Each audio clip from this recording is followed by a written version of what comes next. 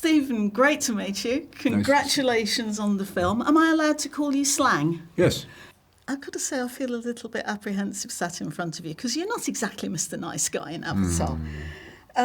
What is it, though, about Quaritch that makes you still come back to the role? And why does he capture audiences' imaginations so much? Well, I'll come back to the role as long as James Cameron feels there's more Quaritch to explore, as long as Jim Cameron feels that he's useful to the narrative, to the story, that he's a character that contributes in his own way to this remarkably immersive and imaginative world that Jim has built. And for me personally, I love the character. I am his greatest advocate, and I'm there to articulate and defend and illuminate and stir things up. That's my job, you know. And yeah, somebody's got to do it. You know, it's a wicked job, but it's got to be done. Wicked in the best possible sense. I can't imagine Avatar without him, to be quite honest. Well, there you go, from your mouth to Ewa's ear. You were also this time part of, or one half, in fact, of the film's rather deadly power couple with Una Chaplin. What was it like working with her, and particularly trying to form a relationship when you're working in motion capture? Well, we call it performance capture now just because it's a more nuanced term and it's actually more descriptive, you know. It's more than motion, it's actually performance that we're doing. But she's an actor of the absolute highest caliber. She's an actor who has been thoroughly trained and then has the intuitive genius to completely forget about her training and to just be present in the process, in the moment. She took to performance capture, you know, like a banshee to the air, you know, and she's a pleasure to work with.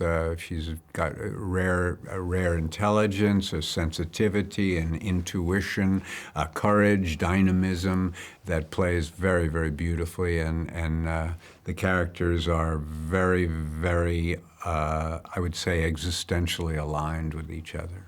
You do seem to have made a speciality out of playing villains, though. Which makes me wonder, is there a time when you think, oh, I'd really like to play somebody who's just a little bit more sympathetic? Nah. I do get to play occasionally sympathetic roles. They're just unheralded, or else perhaps I'm not very good at it. I don't know. You know what I mean? But yeah. I had a look on your Instagram page, and you described yourself in several different ways, one of which was kick-ass grandpa. Which made me wonder what kind of grandpa you thought Quaritch would make, or is it perhaps not a very good idea? It's, I'm not sure it's really in the cards for him. I'm not sure it's a good idea at all.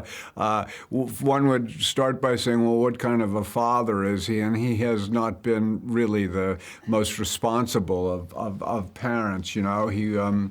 We'll see. I think that one of the reasons I am if I am a good grandfather, is because I've mellowed, you know, with age, and I'm very indulgent with my grandchildren in a way that perhaps I was not so much with my own children. It's good to know there's a softer side in there. Yeah, but don't tell anybody. No, I won't. It's between you and me. Stephen, Slang, thank you so much. Thank you. I love your sweater, by the way. Thank you very much. Yeah. Well, you know, I could actually lean over and give you a kiss, but it's sort of... You know, that might just not... in case, no, perhaps might not, be frowned upon. Get us both cancelled. Thank you very much indeed. Lovely to meet you. Have a wonderful day. You too. Ladies and gentlemen, you're watching Hey You Guys! Hey, you guys! Hey you guys! Hey, that's what they all say. Hey you guys! Hey, you guys!